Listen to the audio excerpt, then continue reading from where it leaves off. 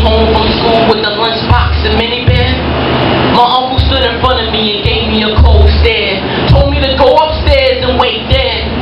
I did just that, but curiosity had me scared. More scared than being locked in a casket filled with tarantulas there. As he came upstairs and entered my room, his smile was cold. He stared at me and told me to take off my clothes, but I said no. But he forced it off me and told me to do as I told. I cried, trying to break free from a tight hole, but he's too strong and wouldn't let go. I screamed and tears began to flow as I watched my uncle taking off his clothes. As he rained his impurities into my purified soul, I felt sicker than a patient with juvenile age flowing out of control. I cried like a child having nightmares and afraid to close his eyes. Cried like a child without his mother by his side. Cried like a child with walls surrounding him. Cried like a child at deep end of the pool, but it's his tears he's drowning in. I blame God, because after my uncle playing this video game, he called for my name. I be hiding under the bed praying that his mind has changed, but it never goes my way, so God is who I blame. Because as I'm being dragged on the floor, he treats me like one of his toys, as if videotapes me for a sexual gain. Every time I look at him, my stomach turns back on him.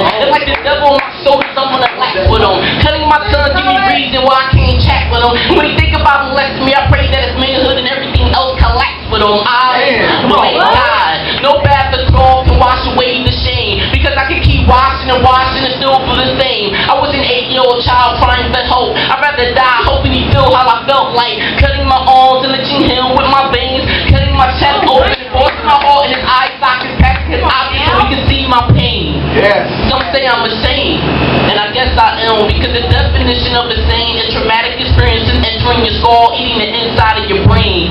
I was so mad at God, I wanted his blood dripping from the sky, and every time I look at myself in the mirror cries. I blame God. Every time I'm near my uncle, I throw up, and just when I'm about to hang myself, God shows up. He said you want to die, you think that you should, but what the enemy meant for bad, I can turn around for your good.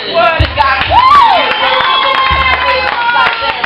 every time the world is spinning around, every chain that was bound on you start falling to the ground. When your uncle wanted you dead, I kept you alive. And when you cried in the angel from the sky to wipe the tears from your eyes, I know you're going through it. I even protect you from receiving aid from your uncle, but you never knew it.